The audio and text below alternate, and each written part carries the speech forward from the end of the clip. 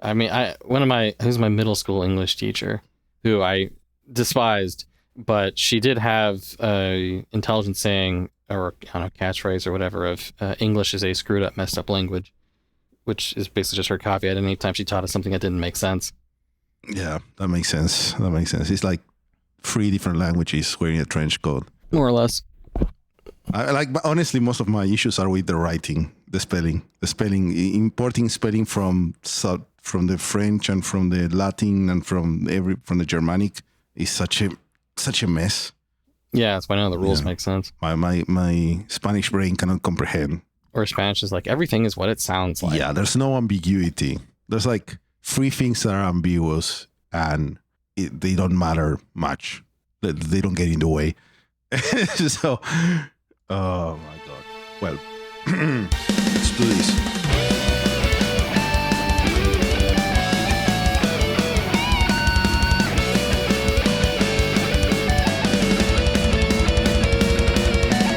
Sup Nerds, welcome to Powerful, the Power Metal Podcast, the best place to be to listen to the most powerful metal and all of our powerful opinions. I am hosting, that's what podcast people say, again, Fernando. You're doing great. And with me is, as usual, my dear friend that interrupts me, the great and wonderful Kyle. How's it going, Kyle? That's me. It's going good. I'm here finally to have a nice little discussion with you about ProgPower USA. Yeah, we are very, very sorry, but the weekend of ProgPower, I got really sick, which hasn't happened in a very long time, several years. Yeah, well, like coming back from ProgPower, I got sick, and then like a week after that, you got sick, and it's just been a rough ride to get to this point. Yeah, and right now, like it's going around, right? A lot of shows have been canceled these past weeks in different parts of the world because everyone is sick. I guess it's the change of seasons that is affecting everyone. But we're here now. Plague power just, it strikes all of us. Yeah, but we're here now, and we can do this. We're gonna finally have our episode about ProgPower USA 2025, which Kyle has attended once again, as is now a tradition, I guess. Yeah, this is my 6th ProgPower, something like that. So, I'm not an old head, but I've been around a little while.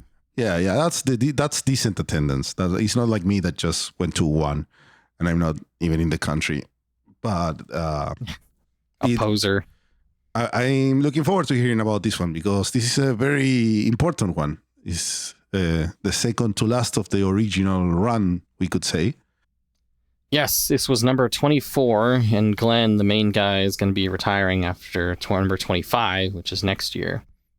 And so there's this real feeling of like, oh man, we're almost there, and what's going to happen with the state of the country and the difficulties of being a power metal event, and then just Glenn retiring.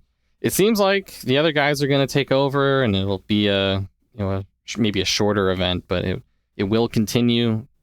That's the assumption that's been made so far. So we'll get into this year, and which they said pretty much just straight up like, it's difficult every year for ProgPower, and it was the most difficult year this year, just with so many bands canceling or having visa issues, or just, it always happens. It always gets worse. So I reached a point where I completely just stopped paying attention to the lineup because I am like, I'm not even going to get invested. Like half the bands I was most excited for already dropped. So everything else that happens is just whatever. I'll be surprised when I get there. Yeah. Because we were at the point this year where basically every week everyone was, what is getting canceled now? Who's going to replace who? And you just, at the end, you just trust. If you like the vibe, you're going anyways, so don't get too attached. Yeah, I'll listen to music, I'll have some drinks, I'll hang out with some people. It's a fine way to take time off of work. Okay. Definitely. So you want to get right into it? Give us let's get into it. The deets. So now to make excuses for myself, it's been a few weeks since the show. So I might not be as detailed as I typically am with the travelogue episodes here. I do have some notes for every band that I saw, so I'm not going to be like, who the fuck was that? So at least there's that. Also, unfortunately, our friend Alice, who I've been doing the ProgPower reviews with the last few years, did not attend this year. So it is just me, and Fernando gets to listen and ask, pointed and thoughtful questions about the experience, or say, "Damn, that's crazy." I am reacting. That's what it is. This is a react in real time.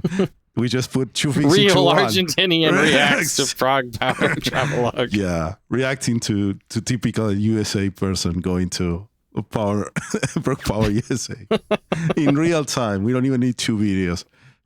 Wow, amazing.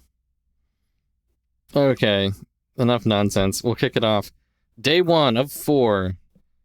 Kicking off with Aries Descendant. Now, this is a project of a mixture of Danish and American are the two guys. One of them formerly of Pyrames is kind of where the main, experience comes from. This is a symphonic metal band, and they really leaned into the whole like epic, cinematic, big sound in a way that I feel like most live bands, it kind of sucks. But these guys, the whole epic keyboard part was really well integrated into the performance, so it felt appropriately epic for what they were trying to go for. It didn't just feel like, oh, yep, there's the backing track that I can't really hear, and then the guitars will be boring. No, this was actually a very good show. Probably one of the best like first bands I've seen at ProgPower. Now, this band being a 2-piece, they had a bunch of guest musicians filling in for guitars and whatnot. One of whom I believe was Alex from Paladin, and I didn't quite catch who the other guys were, but for being like temporary fill-in musicians, I thought they all did a great job performing on stage. The band members felt well integrated. If you went into this with no context, you wouldn't have known that this was, the two main guys and, some local dudes filling in. I was overall very impressed with this show, and I think this is a very cool project that they're doing here. Nice. I'm sorry. Damn, that's wild.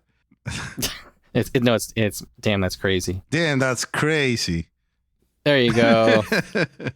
And speaking of real crazy, we're keeping the good times rolling with Secret Sphere. Now, Secret Sphere were one of the casualties of the great Italian massacre of 2019. Yeah. Where like 3 or 4 Italian bands all had visa issues and couldn't get in.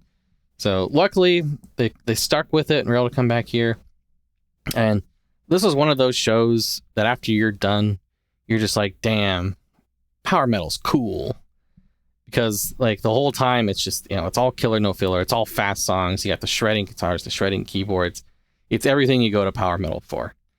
And it feels so good just to have that good Italian power metal. Like Secret Sphere has been around for a while. They've gone through a number of eras, and I think they had a good variety on their set list here as well. They didn't play my favorite song, but whatever. They played plenty of other good ones. So was very, very happy with Secret Sphere. I think pretty much every day of the festival there was at least one band that really hit the just like, damn, power metal is some really cool stuff. Love all this. On top of whatever weirdness happens to go on at ProgPower. Nice. Plus, there's the whole redemption arc of visa issues before. Yeah, I would like to see Secret Sphere. We definitely recommend it. I think it was like during the Secret Sphere performance, like a friend of ours who was like a big Secret Sphere fan was complaining about things going wrong at work, and I'm like, hey, you could have come here and seen Secret Sphere and told work to fuck off, but no, you fucked up. You can't always do it, sometimes it just doesn't line up. Life is unfortunate like that. Yeah. All right, and then after Secret Sphere, we've got Eclipse. This is leaning more into like an old school hard rock AOR style of music. Maybe not the most traditional of prog metal prog metal or power metal. But I gotta say, they put on a really entertaining show. Like, these guys are on the older side, and they're probably like the most high energy old dudes I've seen at one of these shows. So great stage presence and just really sold the whole thing. where I knew a couple people who were like most specifically there for Eclipse, which I thought was kind of surprising. But hey, they put on a very entertaining show, so I can't really fault them for that. Cool. I mean, like, I'm sure like every band at this festival has at least a portion of people that are there for them, as weird as it might sound. Yes. Speaking of people who are there for a specific band, I gotta say, I feel really bad for the people who were specifically there for the next band, being Green Carnation. Not because Green Carnation are bad, no, but they had the worst technical difficulties of any band I've ever seen at any live show I've been to. Damn. Quite possibly. Their show started an hour late. Shit. A whole hour? Yeah. Oof. Yeah, so they're scheduled to have an hour and a half. The first hour was blown with, I don't even know what kind of technical issues it was. There were guys on stage, they were messing with stuff, who knows what, which is a huge shame. Like, Reincarnation are like a real prog heads prog band, not really my thing, and we just seen them there a couple of years ago. But for the people who are like there specifically for them, and for even just for the band who's taking all this time and effort and money to get there, to lose all that just some unfortunate bullshit, I do feel really bad for them. That sucks. Yeah. Now luckily, so they had an hour and a half set. They actually were allowed to kick it up and go 15 minutes over, so they still played for 45 minutes. And I think they got to do a full album that they wanted to play through. So still a decent chunk of show was still had there, but it is very unfortunate that it was only half of what was supposed to be. Yeah, at least a decent save, at least if they managed to do that. So it's not a total loss. And ProgPower isn't as like harsh, they're not cracking the whip on the time schedule as much as I think some other shows are. I think Center Stage is a bit more lenient on like curfew stuff, or maybe it's like the neighborhood laws or whatever. I'm sure there's lots of factors that can go into that, but luckily there's enough flexibility there that they're still able to play a decent show. Nice. All right, and then the headliner for day one, the was it like third or fourth string headliner after Hammerfall and Fabio had to drop for various reasons. Bringing it in was Visions of Atlantis, a band whose story I am endlessly fascinated by, as they hard pivoted from a mediocre symphonic metal band into a mediocre pirate symphonic metal band. But it seems to have worked for them, at least in terms of raising their profile. Yeah, they're definitely doing well. Yeah, and their live show very much leans into, I'd say, the two lead singers really make it work, because they're able to, banter off of each other. They're able to interact with each other, the different styles of singing, interact with the guitarists. So that's the main thing that I would say is like their appeal. And like they have the catchy choruses. Now they do the thing where like the bulk of like the melody for their songs is coming from the backing track, because they just have like the one, they have one guitarist, they have one bassist. There's no keyboardist. It's all, most of that's coming through. They do the thing that does kind of bother me with some live bands, where like if I watch the guitarist, and with the exception of the like guitar solos that come in here and there, I watch him and I feel like I could play these fucking songs, which it's say slightly derogatorily. You probably can, to be honest, but yeah, I guess that's right. The divide between us, all head power metal, everything should be virtuosic and super hard to play, but that's not the reality for the most popular bands right now. Yeah, and so you just kind of got to lean into the silly pirate vibes and the sing-along stuff. They do make people do... I don't like that they actually like ask people to do a row pit. I feel like that should just happen spontaneously. Nah, you have to ask people that. No, but they ask for it. You have to. You have. It depends on how you do it, right? The true what it is to be a proper showman and a proper front person, if you want, in the stage. How do you direct the people so that they don't feel like they are just taking orders, but that they are following along with you? I think the crowd is eager to do it for the most part, even though, like, because they want to do the silly metal show stuff that they see on the TikToks and whatnot. But it's... You think it's performative rowing is now, we are in the era of performative the performative males and their performative row pits. What does the world come to? Post irony. It just eats itself back up. One other little thing that gets me about Visions of Atlantis. So I first saw them in 2020 when they opened for Dragon Force. This was before the whole switch to the pirate thing. And I felt like the Dragon Force crowd at that show had like zero interest in them. It was a very dead crowd.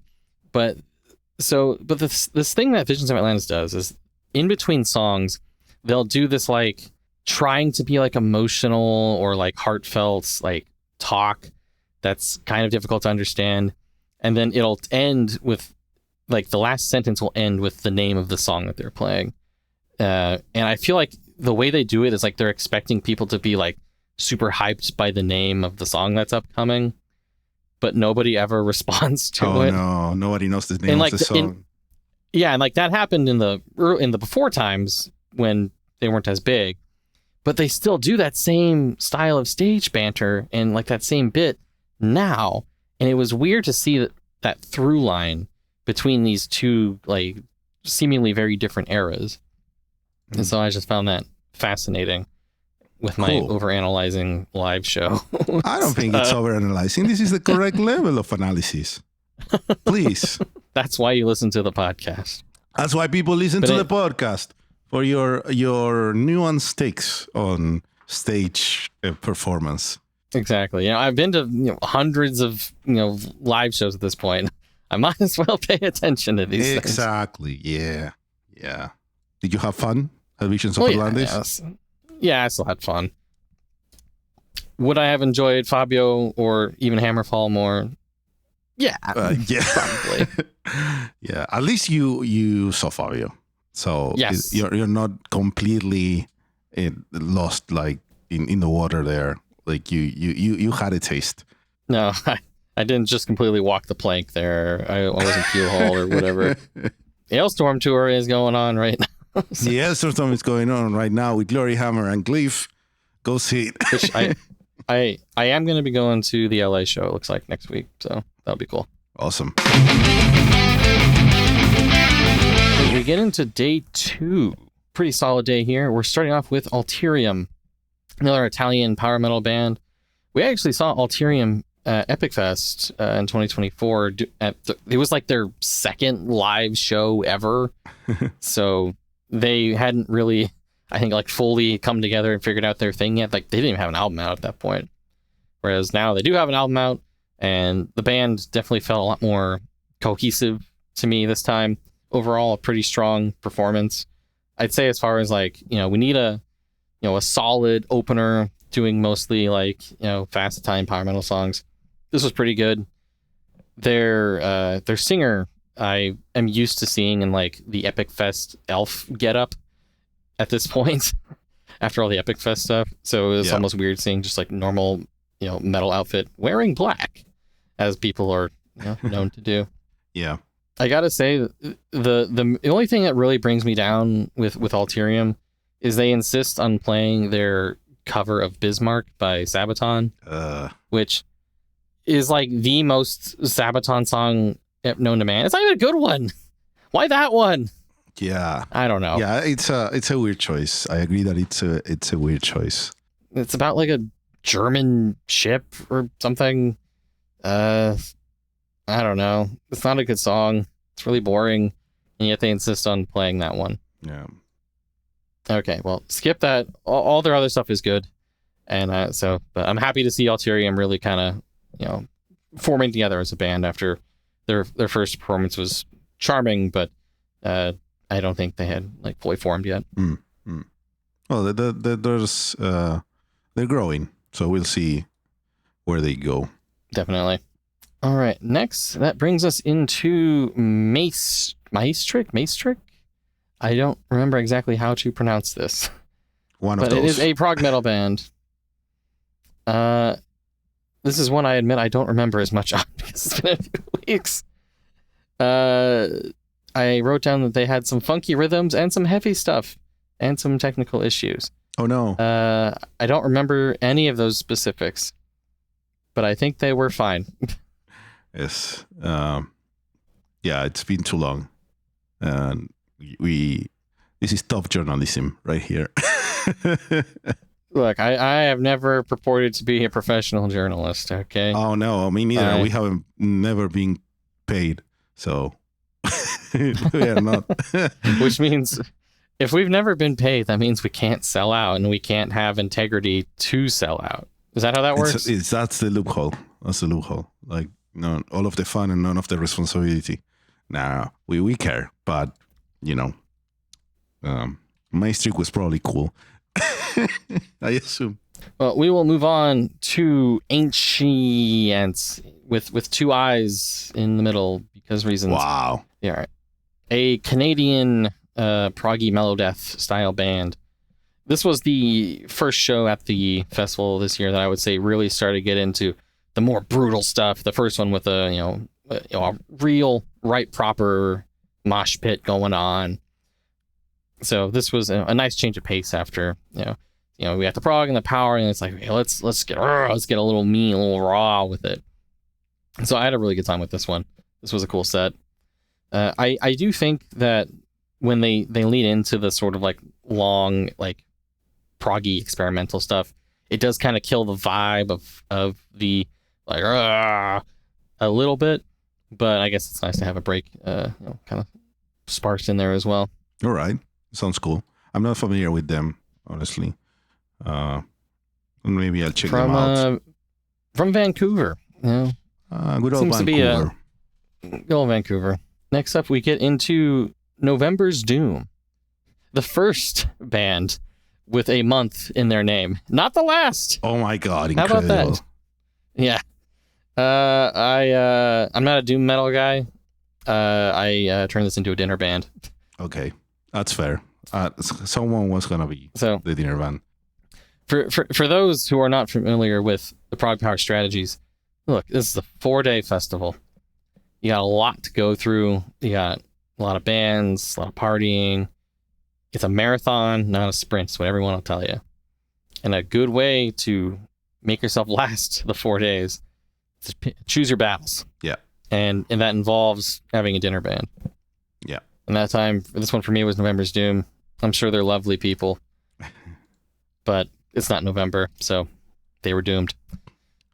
Wow. You're probably looking forward to say that all these 2 weeks, I'm sure. I just came up with that one on the spot. That's like I said, I'm a professional journalist, but okay, I can do this. That's called a callback. All right. Speaking of callbacks, let's talk about VOLA, who also played at ProgPower a couple of years ago. So we're calling back to that. I think it's appropriate to call VOLA Ultra Prog. Yeah. Because they are just the most like, let's just get wacky with it. Let's just go big. This was one where I might have mentioned this a couple years ago. They have an extra element with their whole stage performance that they just have these like a ton of extra like vertical light bar things that they'll bring out on stage. Ooh. And so everything is like synced up with those. And so it becomes more of like a, I don't know, atmospheric light show in tune with or in time with all the prog metal stuff that's going on, which I think works well as a let me just vibe out to this type of show. Yeah. So I wasn't super into it the first time, but I think going in with more like properly set expectations this time made me enjoy it more, which was helpful, and that ended up pretty well, I think. Nice. I would like to see them. I enjoy their progginess, and if they have a cool light show to go with it, even better. Yeah, I was thinking they should just leave the lights up for the next, for like any other bands that come up after them. Oh, you know how expensive those things are? You don't share them. They took the effort to set them all up, and you're just going to tear them down an hour later? No, leave them up there. No, the other guys are going to break them. Yeah, probably. All right. Now, we're getting into the headliner for day 2, and we've got a legend of the genre, Sonata Arctica, coming in, and everyone's thinking, oh man, is this set list going to suck?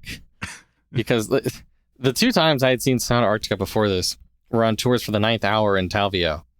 Not their finest hours, may I say. No. You know, still, cool to see, but maybe not, the most high energy stuff. People saying, oh, Tony Kakko, he's getting old, he's sleepy, he can't do power metal no more. However, I am delighted to say the show is much more high energy. It had a lot of old songs, a lot of songs I honestly never thought I'd hear them play live. Tony, old man Tony, he was still giving it his all. The other band members are doing great too. I was thrilled with the Sonata Arctica performance, I gotta say. We're hitting stuff that I really never thought I'd hear live. Like San Sebastian's on there, Wolf and Raven's on there. Of course they do Full Moon, because of course they do Full Moon. They Don't Say a Word is still the closer. There's a lot of good stuff in here. Even the newer songs, I think still fit well in there. And, Flag in the Ground is a cool one for kind of like the middle of their career. I really love that one.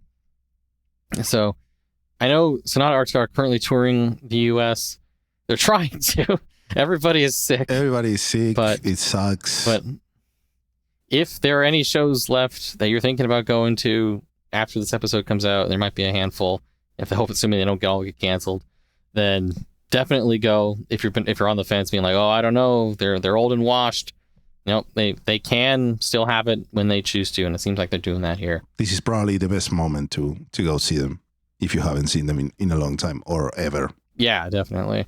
I distinctly remember the last time I saw them, they were, I think, they were opening for Camelot, and I think Battle Beast was there too.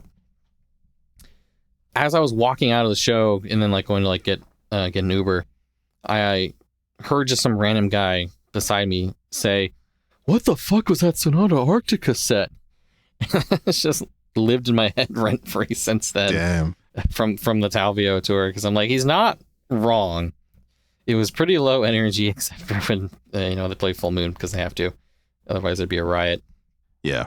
But they're doing much better these days, which I'm couldn't be happier to report. Here. Yeah. They're just not playing anything from Talvio. It's just no. They got 3 songs in Clear Cold Beyond, 3 Ecliptica, 3 Silence, 2 Days of Grace, some Reckoning Nightstones, Guard Name, and Winter Heart Guild on there. Yeah. So hey, a good spread with a leaning towards more older stuff. Love to see it. Love to see it. All right. Day 2 down. At this point, you're starting to feel it, but you're gonna push on. We're gonna push on to sometime in February, which was actually in September. That is a wild about that is a yes. That is a almost a pop punk / emo band name. Sometime in February. It is a strange name. I believe they were a prog band from, I want to say, Ohio, if I remember correctly. And it's instrumental prog. This was a different instrumental prog band was the one from Ohio. Excuse me, we'll get to that later. My notes are wow. All right. Instrumental prog going on with sometime in February. I remember thinking that there was a lot going on, a lot of different styles going on for a pretty small group. They even had some surprise saxophone appearance. Not the first saxophone of the day either. We'll get into that too. Which, a wild time here at ProgPower this year. Nice. Unfortunately, I am blanking on the rest of sometime in February. So I'm going to majestically move on to the next band, which might just happen to be Majestica. Smooth. Very smooth. Thank you. Majestica is one that I was among the bands I was most looking forward to for the festival this year, after making the strategic decision to skip them in favor of Terra Atlantica at Epic Fest. Yeah. Because their ProgPower visas got approved literally the day of. So I'm like, okay, I can probably roll the dice and see them at ProgPower. It worked out. And I'm glad I did. Yes, It all worked out. Majestica are just a pure feel-good power metal band. This was by far one of my favorite shows of the festival, even though the sound mixing was absolutely whack at the start of the show. Well, I think it was the very first chorus of the opening track when one of the backing vocals came in. It was absurdly loud and just blew everyone's ears out on top of the metal show, which is already pretty loud. No. There were some I think there were some parts where like guitar solos had like the wrong guitar turned up, so you couldn't actually hear the guy solo. Oh no. So What a a mess. little yeah, it was a little wonky at first. I think they kind of sorted it out as it went on. And but overall, I love this style of power metal. Tommy is basically like a legend in the power metal community these days. I think he's got to be one of the most prolific dudes out there with all the stuff he does for his YouTube channel and the various bands and projects he's a part of. Majestica being his main one. I believe Majestica was supposed to play ProgPower like a decade ago when they were still Reign Zed, but something fell through. So this has also been a real long time coming for them to pull this off. I was thrilled to get to see that. Nice. There were some little things with their performance that kind of stood out to me. That all just kind of makes the band really feel like really in sync, and just make that little extra bit of like experienced professional musicians. Like during the Powertrain song, one of the lyrics is saying it says Crazy Train, and given recent events, I'm pretty sure Tommy put like a little extra sauce when he sang that part on the live show, which I thought was appropriate. Or even just like a little thing during one of the later songs when the lyrics is just like the word steel, everyone in the band just like stops and does this quick sign of the hammer on the word steel. And it just immediately moves on from That's it. great. No acknowledgement. Oh my God. And I'm like, I wasn't expecting it at all. But I'm just like, oh man, okay, these guys have got it. They've got that that eye for detail. That's good showmanship. That's Exactly. good stuff. Yeah, that's the stuff. Yeah, it's one of those where everyone on stage just looks like they're having a great time, and that also then radiates out to the audience. And then on top of all that, it was the one of the other guitarists I think they said his 40th birthday, and so they brought out a cake on stage for him and sang him all that. So they really leaned into just everyone's having a good time there. That's power metal right there. They played my two least favorite Majestica songs kind of like early on in the set, so everything after that was great. And we finished strong. Just get it out of the way for the rest of the people, so Kyle can enjoy. Yeah, so Kyle can enjoy the whole back half of the show. No bullshit. And as they were wrapping up the show, they had set up the last song to be Metal United. And I was like, oh, that's a shame they aren't going to play Alliance Forever. I really like that song, and that's got like such a strong chorus. But like as they finish Metal United, they do play a little bit of Alliance Forever, which is kind of a long song, but playing like a minute and a half or whatever at the end just to like get one more good chorus in there I think is also nice as well. Nice. They got you. You thought they were not going to do it, but they did it. Yeah, they got me. One of the other little things was they're getting towards the end of the set. They're like, okay, what Majestica song do you guys want to hear next? And I think most of the people there said Above the Sky, which they're Eagle Fly Free ripoff. Yeah. And he's like, oh, that's great, because the next song is Above the Sky. So then they launch into that. And that's a great one. That one hits. Good stuff. Good stuff. And I'm just like, why isn't every power metal song just Eagle Fly Free? It's great. But anyway, yeah, like I said, power metal, pretty good. Love to see it. Which is why we're going to then transition from, the happy good times of Majestica into what I call the brutal block, with the next two bands leaning more into your more brutal, your more growly types of metal. Starting off with Lakor, which I'm saying right. Yeah, that's an right. Australian melodeath band. Of the various brutal bands this year, I think Lakor are my favorite. This was the one that had me jumping in the pit the most. This was just a really aggressive performance, and I don't really have too many notes other than this kicked ass. Nice. I highly recommend Lakor. I think an Aussie friend of ours just bought tickets to check him out. I'm like, hey, good move. Good move. That's the influence. That's the Kyle influence. Am I an influencer? Yeah, you just power metal influencer Kyle, dude. You just told someone, hey, this band from your country is good. Go listen to it, and then they bought a ticket. So, well, no, he already did buy the ticket. I was just affirming his choice. I thought it was your thing. Oh no, then you're no. No, I retract all my comments. That's fair. I'm pretty sure it was the Lakor set where I turned around and right there was Jake from Aether Realm. Yeah, it's just as I'm getting jump scared. That is the thing about ProgPower is a lot of the like American musicians will just kind of show up there. So if there's American power metal bands that you're a fan of, or power adjacent, there's a chance you can just run into them there. Like that, like I said, the Paladin guys are usually there because they're involved with various projects or just being local. Or I know of Seven Spires people I've seen there before, and then this time it was Aether Realm. So why not? Sometimes the other bands will just be like wandering the halls, and you can run into them too, which is cool. I think it was like Aries Descendant I saw, and Alterium going around. So it's always cool just to say, hey, that was a cool set, man. Outside of the like official signing sessions and whatnot. Yeah, it's very nice that they foster that that culture or that vibe that everyone that is also playing is also attending the festival, and that's really cool. So when they aren't just like dipping out, sometimes they have to because they're just part of a tour, and that happens. Yeah, of course. But I like it when they can feel more involved. All right, and then after Belcourt, we had Rivers of Nihil or Nihil. I'm not sure how they say that, but this was leading into even more like brutal heavy metal. Less on the mellow side of Melodeath, and just being almost like straight like tech death. With the exception, this was the real curveball to their set. Several times throughout the whole thing, dude comes out rocking the saxophone. Incredible. You might be like, and he will like be doing the saxophone, headbang a bit, and some more saxophone. So, and this wasn't just like a 30-second gimmick during one song. Like, no, I lost count of how many times the dude came out to play saxophone during the set. Nice. Which was shocking to me.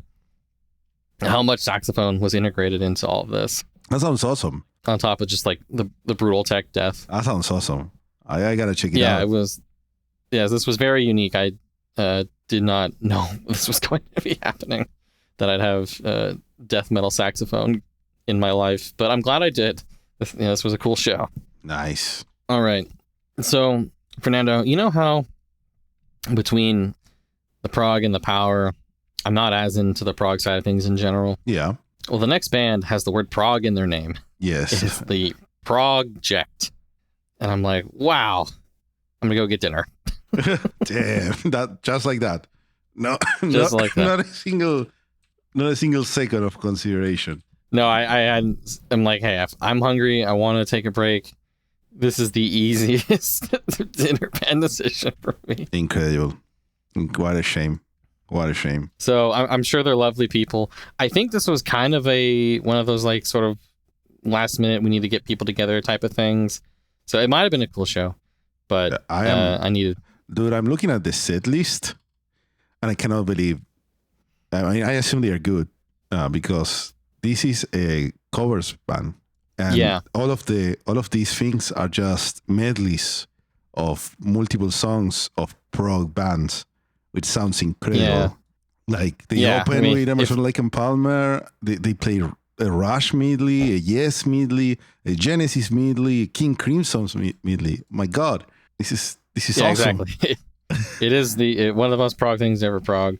I didn't see that part, but I am glad the setlist of him has a very accurate representation of them here. I would have seen them. I would have stayed for that. Well, you can come next year. I will not be coming next year. That's you and I. Well, no, that's not happening. And he says, "I'm mean." All right. Come on, you know, the world is complicated right now. Yeah. Would you say that there's an order of fear? Wow. No one like that. This is why we do the podcast for this this week that just happened. Oh my God. Well, without further ado, the next band is Orden Ogan. They were the day 3 headliner. A pretty big name power metal band these days. And, people are really into them. They do a good show. They had played ProgPower a few years ago, and I think we saw them at Epic Fest as well. Overall, I always like their shows. But this one, a little different, a little unique. And you might be wondering, what's so weird about this show? It's just, just a power metal band. Well, the day of, it was announced that their lead singer was sick and not able to perform, which is, difficult when you have a headlining show to do. It's like, oh no, are they going to just cancel? Or are they going to get somebody to fill in? What are they going to do? And luckily they made it work in the sense that everybody else performed and they used a live track of lead singer Sieb. I don't know if it's Sieb or Save. I'm not sure exactly how they say it. But, so live instruments, but the lead vocals being on the backing track from a previous live performance that he had done. And you might think this might be kind of weird and awkward and a bit of a shit show. And you're kind of right. but it also mostly worked. There was a couple songs in, they had to completely restart everything because it was out of sync with what they were doing. And it was just became a whole mess where I think the drummer kept playing, but then everybody else stopped, and it was weird. But then they restarted the song from the start and played it through properly with the vocals going. This definitely made for it made for a very unique show. They had Sieb's outfit, his stage clothes, put on a mannequin with a balloon that they drew a face on and could wheel it around the stage and interact with it and do stupid bits with and make fun of him. So, and all of the stage banter, all of the front man duties had to be all basically improvised by the dudes who are not used to needing to do the stage banter improvisation. So having them step up made this a very unique and entertaining show. Yeah, it's really a unique show. This is very interesting because this is a very rare thing. We have a data point for something that has been historically and currently very contentious in metal and maybe in power metal right now, which is people have so many Viking tracks. There's bands that always have now it's standard in all music to have fallout tracks. So if you are singing and the singer loses it, they can perform whatever, you have a live track, which is what they use here. But this is the extreme case. From what I read, the dude didn't even make it to the venue. He didn't travel at all. I think he was too sick to travel. Yeah. So they were just decided, okay, we have the track. We tell the people, we put the little fun mannequin and try to make it work and just make it about the band. And now the vocals are fully in the Viking track, which usually is the main thing. But I guess at least there's a band there. So there's still, how many are there? 4 more people? Yeah, something like that. And so it's not truly a total loss. They are still performers. It's not all just about the vocalist. So it's pretty cool that we have. Sorry, I feel bad for this guy, for Sev, however it is, sorry, we don't know. For missing a show like this, for being so sick, it sucks. Especially when it's a big show. Really, I want to give props to the other band members and ProgPower for just finding a way to make it work. Yeah. As making the best of a very shitty situation. Where I think in a lot of situations the band might have just completely canceled. It was probably too last minute to get a complete headliner show vocalist fill in. They have tons of other vocalists just around, but filling in for an entire set. This is like Nightwish. Day of. The story of Nightwish. Yeah. When they had was it 2 days to do the entire set or something? Yeah, and they just split it between the different vocalists that were on tour with them. Between what was it, two people, right? But this is very interesting because they made that decision because, we just mentioned that right now at the time of recording this episode, Sonata has canceled shows during the tour because everyone got sick. I think it was. Some people said it was just Tony, but I think it was more than Tony. It was multiple. The whole band got sick, but they started canceling when it hit Tony and he lost his voice, and that's when they said, "Okay, we cannot do it because that's what we consider is the most important part, right, of the show." Sorry, I'm a bit under it. He got you too. They got me too. The Glory Hammer was also sick. A week ago. They didn't get that bad that they canceled, but they were really having a rough time. And here we see a choice that was made that is not normal, that's not usual, that is pretty brave, I say, to say, okay, let's try to make the best of this in this. We have the tracks, let's just try it. And hopefully the crowd was receptive to it, right? Like, I know it feels sad. I think it was really awkward to begin with, but hopefully it got going nice. Yeah, it was kind of awkward, but I think everyone is just happy to, make the most of it at that point. Now, I'm pretty sure when Orden Ogan played ProgPower a few years ago, they had another like weird lineup issue where like one of the guitarists couldn't play, and then Seb had to pick up extra guitar duties. They like swapped in a different bassist, or there was something going on with the members. So apparently they're just fucking cursed. Yeah, sounds like a classic curse. Yeah. Yeah, but both times they've made it work. So big shout out to them for that. That's crazy. Exactly. See, you're getting it. You're getting it. All right. Then we will move on to the final day, to day 4. This one kicked off with Lux Terminus. How about that, having a band with Terminus in their name on the last day?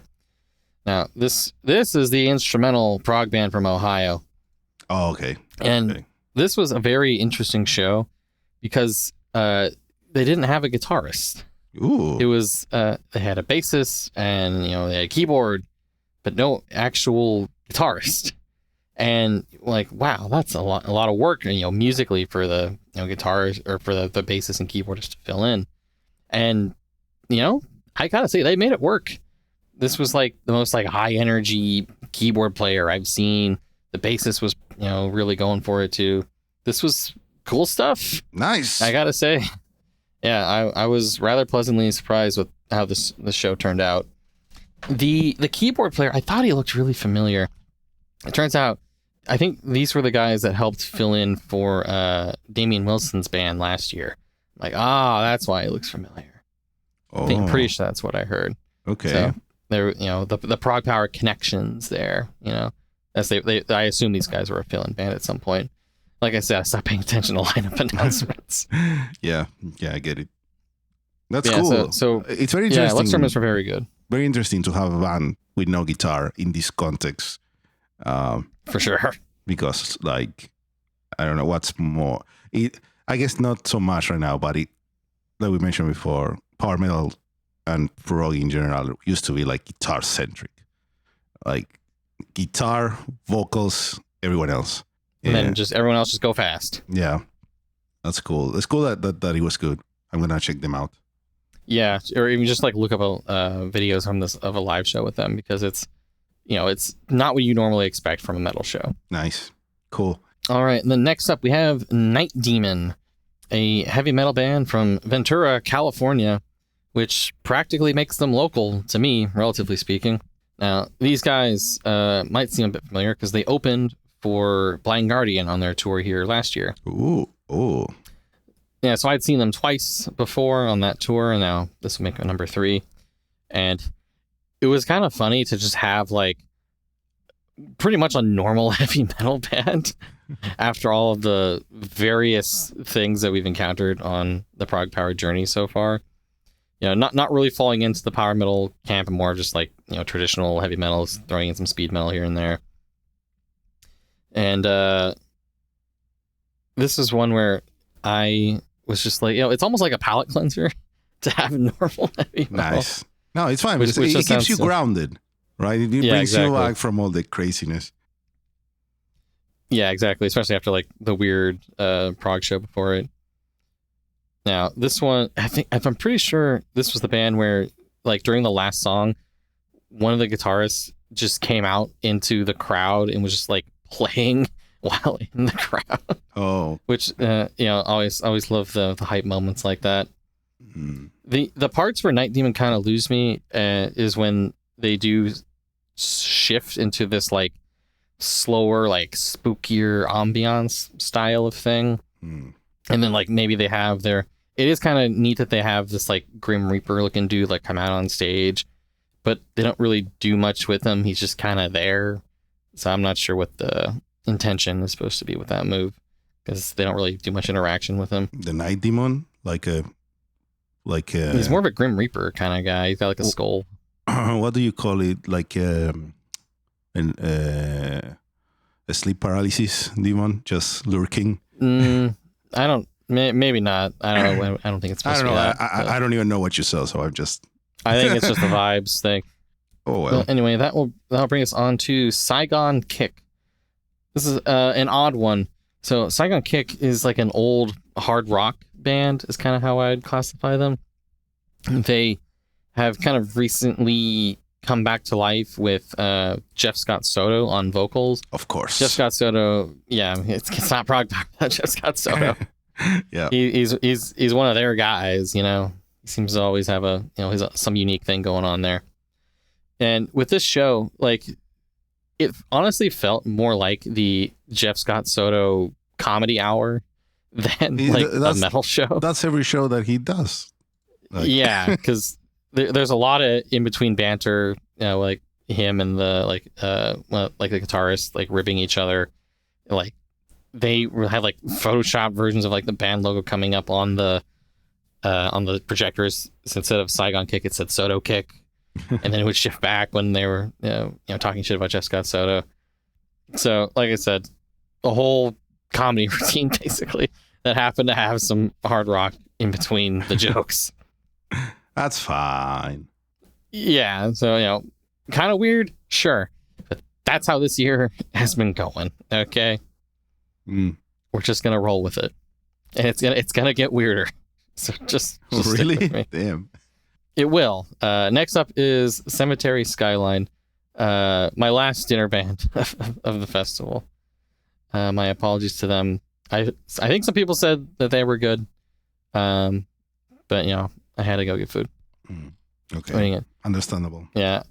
I was meeting up with a friend of mine who I don't get to see in person very often. He recently moved to Atlanta, so I was like, okay, I'll make time. This is the most sacrificeable band at a dinner appropriate era, so we're gonna go with that. You are such a good friend. Thank you. All right, now let's take this scalding criticism into Skald, the other form of Skald. You're really going with all these. Sorry, but you're just acing all these transitions. We've been doing this for years, man. But these are so, like, I don't remember so many good ones one after the other. And by good ones, I mean absolutely atrocious. That's what I live for. So it's fine. All right. Skald. Yes. So when this band was announced last year, Glenn had kind of been hinting that there's going to be like one that where everybody just says like, what the fuck to? And that was this. Because Skald is not a metal band. They're just like a folk band. Just like pure, like dark, atmospheric folk, like fucking like Witcher soundtrack type of stuff. Have you heard, do you know the band Heilung? They're kind of like that. Okay. I know Skald. Not Fair enough. The thing that gets me about these guys is they're doing all of this like Viking and like Nordic inspired stuff. This band is from France. They're not Vikings. That's fine. Just ignore that. It's just like that like that Swedish band that does Japanese folk metal. Yeah. Whispered or the Argentinian band that does European folk in Germany. This happens. It does happen. It's just very funny to me. But this was an interesting show, just in that it's so unique and so different compared to everything else. And it's been such an odd year at ProgPower that's like, fuck it, throw some weird folk stuff in there. Glenn can do what he wants because he's about to retire. So overall, it is cool just to see that they're able to handle a show with all just the multitude of different instruments that are going on here with every kind of percussion imaginable, various old stringed instruments, and I think there was like a didgeridoo or something in there at one point. I don't even know. There's a lot going on here. It's arguable that an hour and a half of this was maybe a bit more than I needed, because that's how long the second to last shows are going to be going here.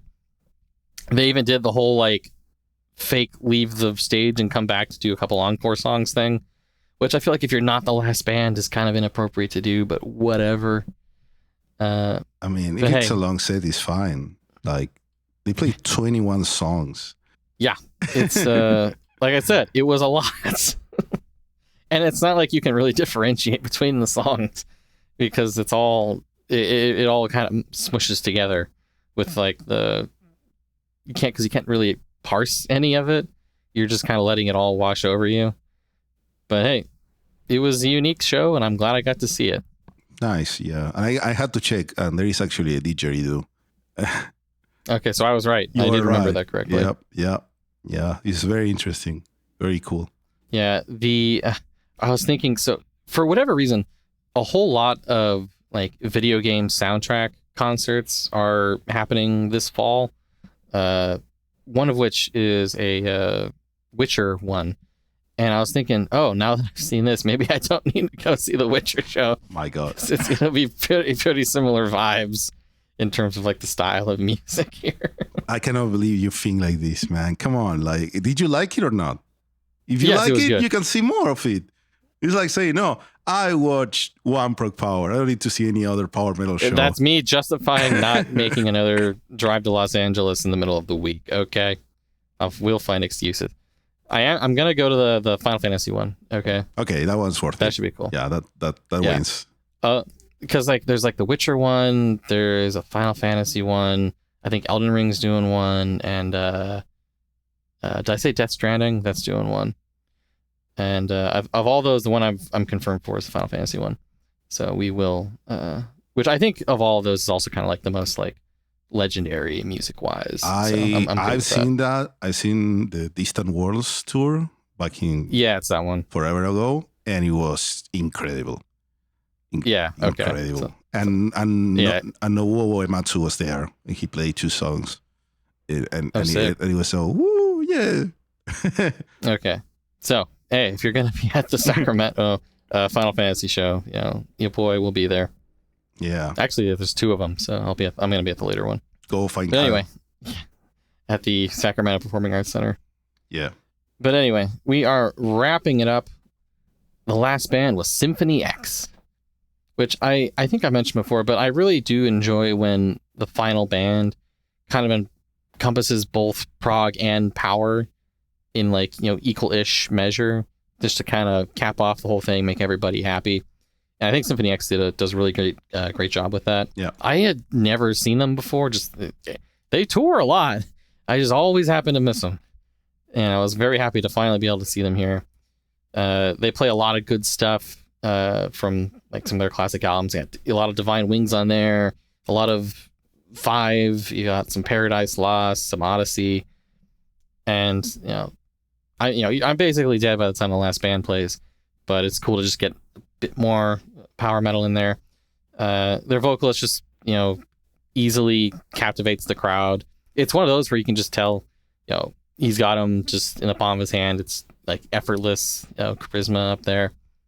Everybody loves it. So Symphony X, they're the ones who I think are headlining the tour with Sonata Arctica. So that's a good show. I gotta say, if you're getting Sonata and Symphony X back to back, I would definitely that sounds cool. Recommend. That's a good show, especially with having now seen both of these guys at the festival and having them both be like my favorite of their respective day. You can't go wrong. Nice. Also, it's interesting, and this is something that we were looking at while you were at ProgPower, talking with our friends. Symphony X has played 5 times in ProgPower. It's one of the bands that's been repeated the most. So they are like very much part of the festival. Yeah, I think this year, and then as we'll discuss with next year, a lot of it is kind of getting the bands in who have legacy with the festival, like basically just being like Glenn's buddies are getting in there for one last ride. And I think we can take a look at that as we look at the bands for next year. So overall, this year, despite all of the issues with visas and technical stuff and yada yada, you know, it's always a great time. You know, every day I'm seeing bands I'm thrilled to have the opportunity to see some really strong performances. There's always great surprises. And that's just, that's ProgPower for me. And then, I go and we have our after party that, that you're out till 3 or 4 or whatever it is in the morning having drinks. The dude this year brewed this like Sonata Arctica sangria that was really tasty. Cool. So that's the community spirit right there. Yeah. Damn. That's cool. If I had to pick like my favorites, I think I would like from each day I'd probably say Secret Sphere, Sonata Arctica, Majestica, and then Symphony X at the end there. You might say, wow, those are like the most power metal bands of all. You might say, wow, you're totally right. What a surprise. Imagine that. What a surprise on the Power Metal podcast. Yeah. Now, I've got a list here of the bands for next year. So they're kind of goofy the way they do the announcements these days. So they'll have days 3 and 4 as one video. And then on the next day, they have the day 1 video. And then like one band or 2 bands later, they had the day 2 video. Why they didn't just combine those, I have no idea. But oh well. I think for us, we'll just go through day 1 through 4 in order, as opposed to announcement order. Yeah, let's be as normal simpler as we can. I assume the order is. I cannot tell who is the headliner of each day on this list. Headliner is they're on the bottom. Okay, that is so confusing. So, they're in order of when they will play in our reference material here. Good. So next year for what is the final ProgPower of, let's call it the Glenn era, because it's obviously the Glenn era. It's gonna continue, but under different management and everything. So it's an important one. Wednesday, day 1, which is the non-Glenn day. So the first 2 days aren't run by Glenn. It's Nathan and then Milton who are then going to take over afterward for the broader festival. Yeah. So we're gonna have the Reticent from the US, Noviria from Italy. Who are these fans? I gotta say, when the Reticent was announced, I thought I was being fucking trolled.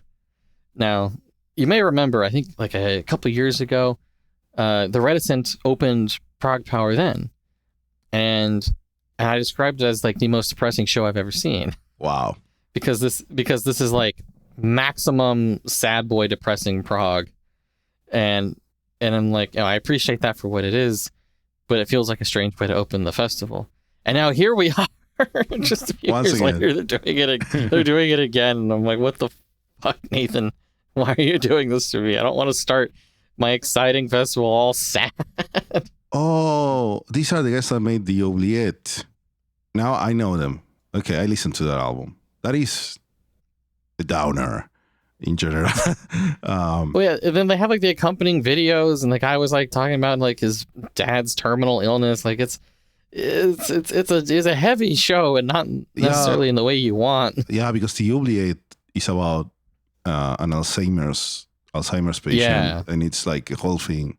Yeah, I remember listening to the whole thing. Yeah, that's so a choice for opening, but whatever. And let's do it again. Like I said, I felt like I was being trolled. Yeah, specifically. Anyway. Yeah.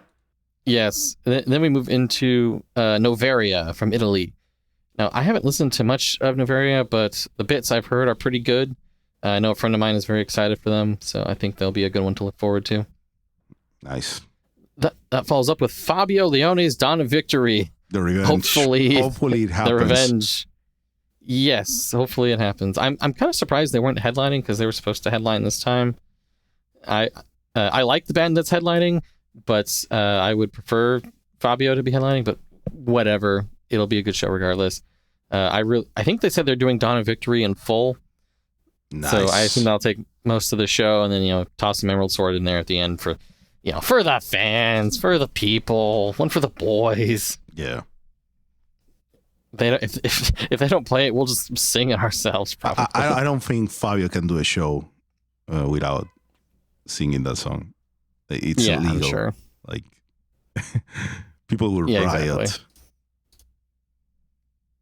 We have Threshold is also coming in there for Band 4. I'm not as familiar with them. And then we're closing off day 1 with Ensiferum, the folk metal band from Finland, who I'm going to be seeing this year opening for Blind Guardian.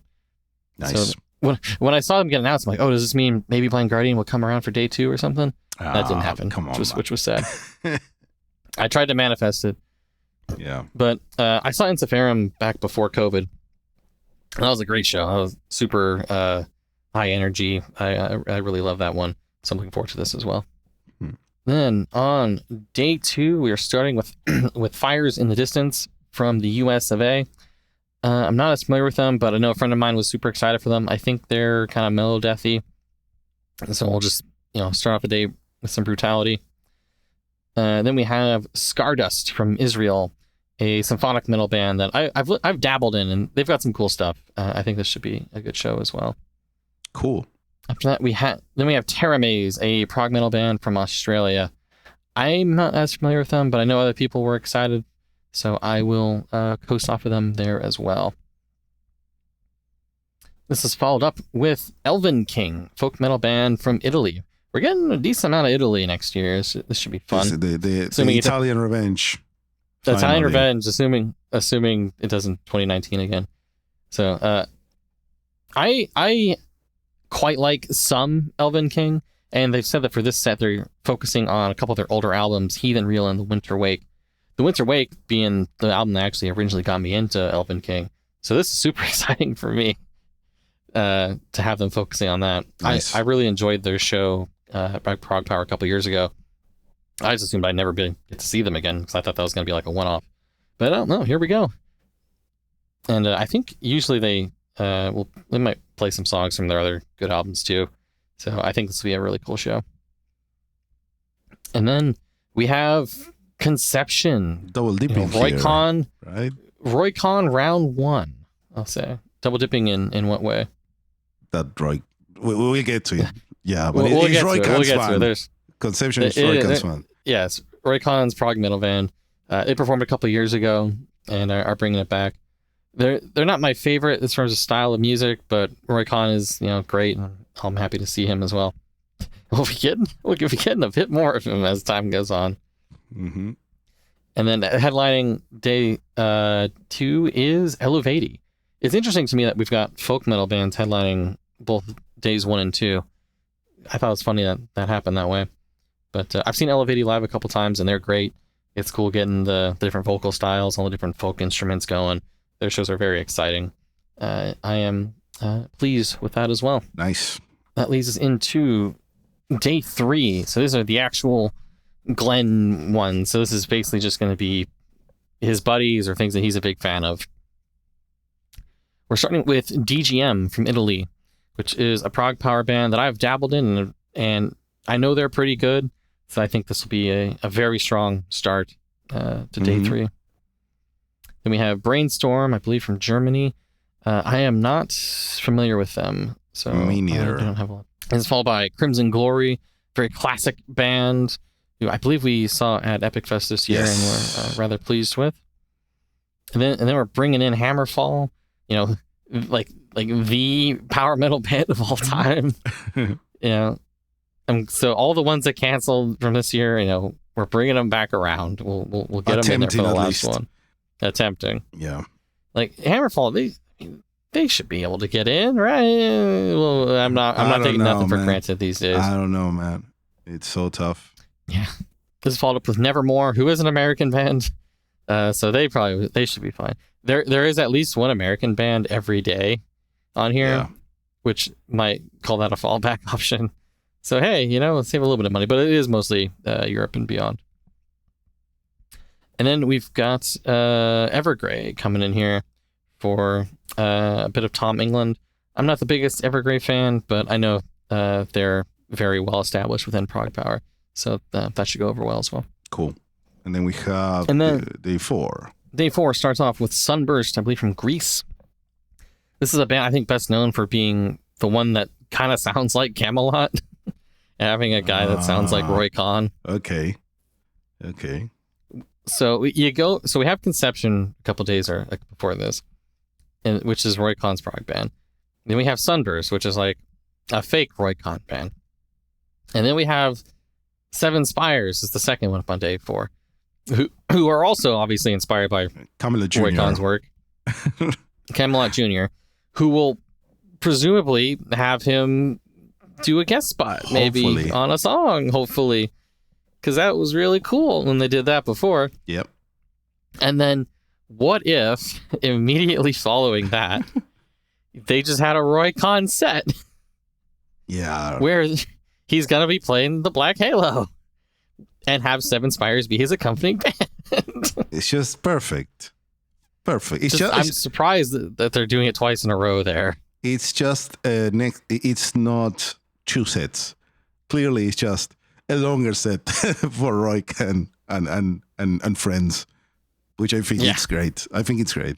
It's cool to see Roy touring as his solo self doing the Camelot stuff, because a lot of fans love that.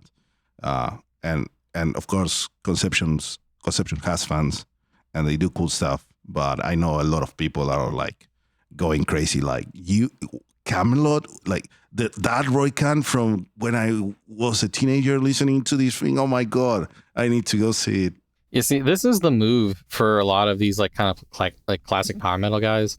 So like Edgy Falashi was doing some Temple of Shadows stuff. You know, Fabioloni's got his Dawn and Victory stuff. Now Roy Khan's like coming back with some Black Halo stuff. They're all finding like this market that they can exploit, and I am here for it. Exploit me, Daddy Khan. Let's do it.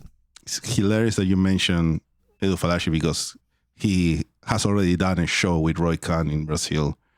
That's year. too. Yeah, and they actually did a show, and Adrian from Seven Spires was there as well for a show with Khan in Brazil, which was really cool. It's all connected. It's all connected, and I'm happy to see all these. I envy that section of day 4. Actually, I envy day 4 a lot. So Seven Spires, it's interesting. So they've actually played ProgPower twice before, but they've always been like last minute fill-ins. So they actually get like their own actual slot this time. Yeah. They proved themselves as the substitutes, and now they actually have first billing. I don't know. Yeah, what the term is. I was surprised to see them in there, just because I feel like they're such a young band to be filling in here, which is most of the older ones.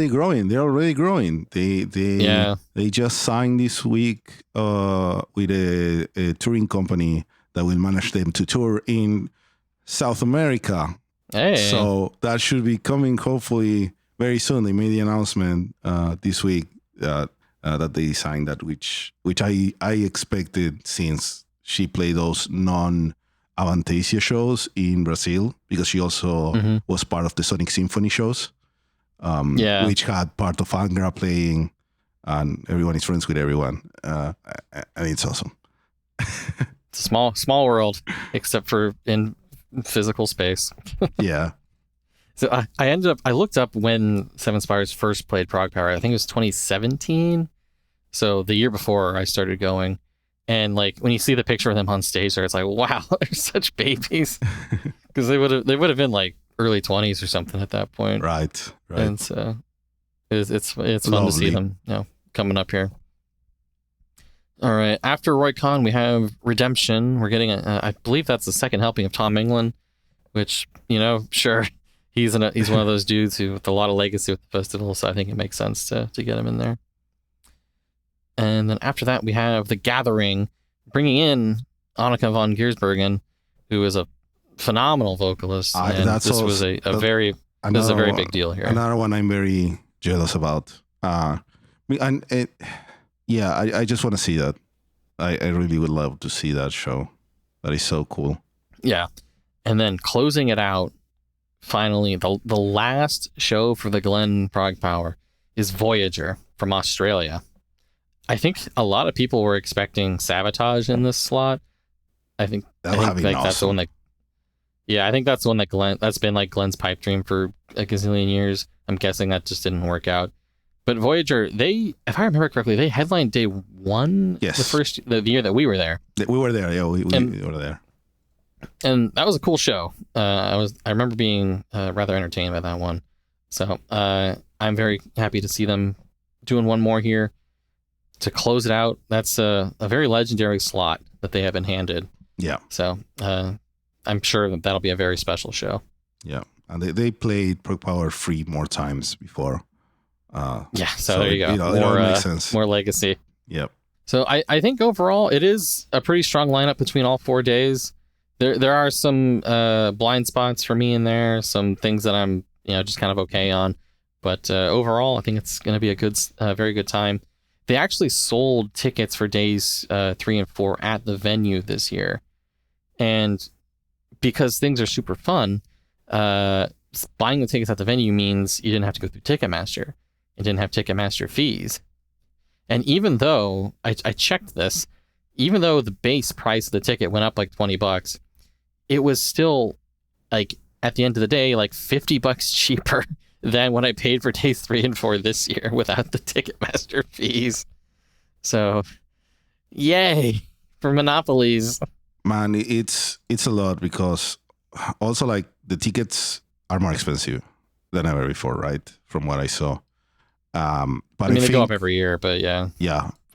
But I think it was a good move, a great move to do that because ProgPower is so much about the people that go year after year after all this time that keep going, so that giving them the people that are there that are going to go no matter what, that even if half the bands get canceled and replaced, they will still show up. Giving them the chance to get these tickets right on the day, a year in advance, helping the situation of the festival, obviously, because the more liquid they are, the better. And definitely getting a discount for that, I think that's great. I think that's a perfect way to do this, to reward the people that keep it alive, essentially. Yeah, I like that as well. As like, it might be annoying to have like another thing to line up for on the day of, but I think it's totally worth it. It makes sense. Yeah, it's totally worth it. And then we live in the ticketers world, which sucks. This happens a lot around the world, and it's awful. All the fees and the hoops and travels for the artists and for the organizers and for the client, for the customers, for the attendees. Like, it sucks. So having the chance to be able to do this for the true fans, I think it's great. It's great. Yeah, and I think they're going to have more like online ticket sales soon-ish, but because they didn't like completely sell out the day that they did the in-person tickets. So it's all still out there for people who need it or want it. Yeah. I don't think they would have been able to sell out immediately. Because theoretically then it's like everybody at the show is buying a ticket and they're not all doing that. It will have to be everyone buying tickets for all the days, or I guess for those 2 days. Everyone that was there for the 2 days, there's no way that was happening, like realistically speaking. So it's not like all the tickets are gone. If you want to go, dear listener, go check it out. Go look for the online sales. Probably the Facebook page for ProgPower USA has all the news, the most up-to-date news. Yep. And I think that'll do it for this here ProgPower episode. This will be the last travel log focused episode of Powerful for the year as well. It's your last chance to use that the same picture of me pointing at stuff from Epic Fest that you've been using in all the travel logs this year. Yeah. For the YouTube thumbnail. Yeah, it's a nice picture. I have others, but it's a picture.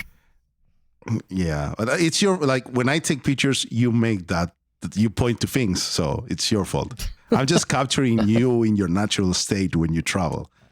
I suppose so. I haven't checked the stats on this, but I was wondering if, like, do the pictures with me in the thumbnail do better or worse than the ones without me in the thumbnail? We don't have enough data to see.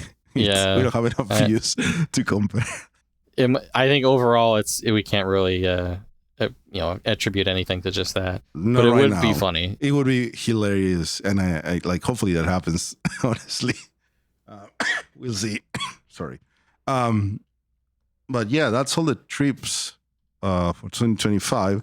We are still going to shows though.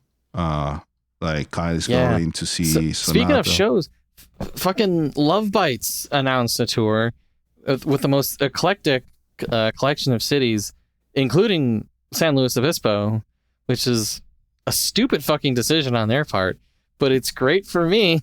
I think let's go. I think like you're approaching this from the wrong side, because probably most of the shows that you never get, that you have to go to the big cities to, are the metal ones, power metal ones. And Love Bites is probably not getting there through the same channels and the same people. And that's why they get to your city, and you should embrace that and make sure, like, tell people to go to that show so they sell tickets, so they keep going and bring the runs. Are the weebs from the Bay Area gonna drive down here then? Yeah, fuck them, I guess. Yeah, but they will. Like, if anyone is going to do that trip, are the weebs. So yeah, gotta count on them. Probably count of those numbers. I was just watching a travel log of someone who went to Japan like earlier today, and it's like seeing like the tiny shows and like that they're going to. I'm like, oh, what a good time going to strange concerts in Japan. We should do that again sometime, Fernando. We should do that and not make content out of it. And we technically didn't make any content out of it last time either. Exactly. But yeah. I am so easy to convince to go to Japan. It's so not financially responsible, of course. But you know, everything is up in the air right now for next year. We'll see. We will see. Going to random shows is a bit hard though, you know, getting tickets and all that. Yeah. But we try. This is very cool. Another ProgPower under the sun. Looking forward to the next one, the big one, the end of the Glen era.